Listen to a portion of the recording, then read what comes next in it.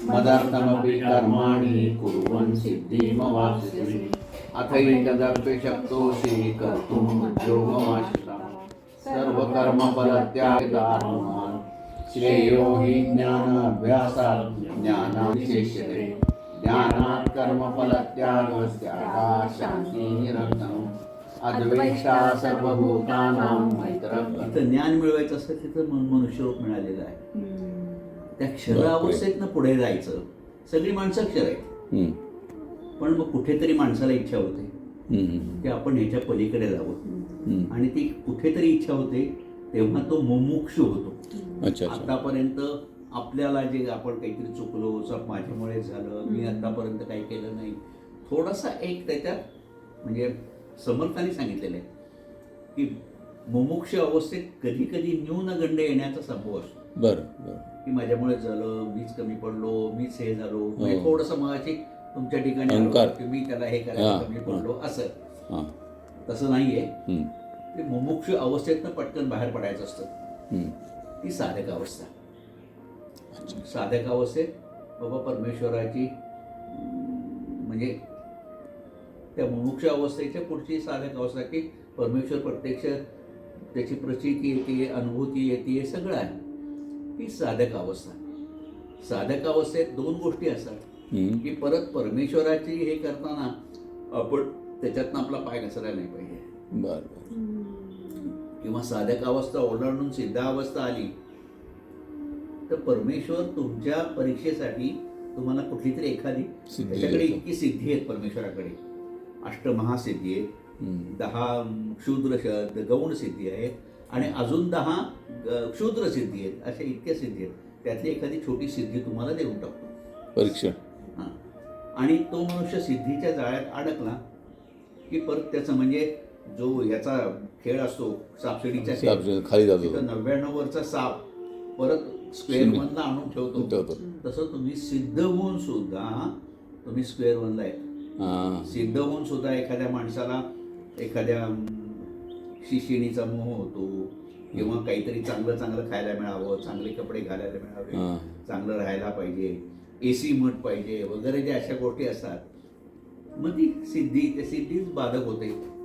म्हणून ती सिद्धी अवस्थेत सुद्धा म्हणजे सिद्ध झालेल्या अवस्थेत सुद्धा सिद्धींपासून म्हणजे सगळ्यांना सिद्धी दिली होती, सगळ्या संतांना सिद्धी प्राप्त होत्या, कोणी सिद्ध उपयोग नाही केला त्याचा फारसा.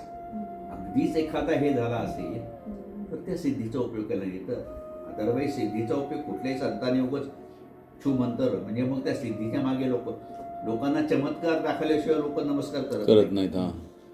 म्हणून त्यांनी आपल्या ज्ञानाचा चमत्कार दाखवला, सिद्धीचा चमत्कार नाही दाखवला.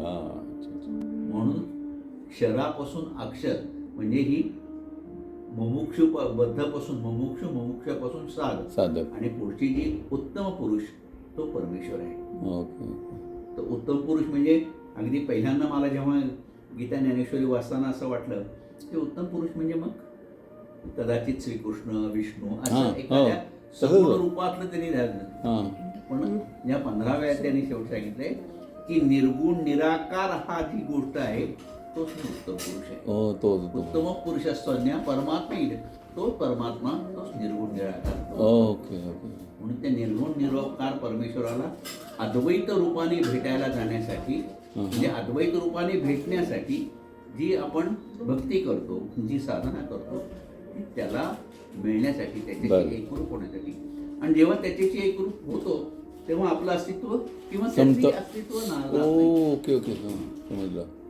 म्हणजे कापूर ठेवला, कापुराला काडी लावली, कापूर जळतो, अग्नी दिसतो, थोड्या वेळाने अग्नी आणि कापूर दोन्ही जातात, काहीच राहत नाही. जसं परवा म्हणलं होतं की नाथांचं भारुड आहे की एका चोराने गावं चोरली आणि चोर आणि गाव पळून गेले.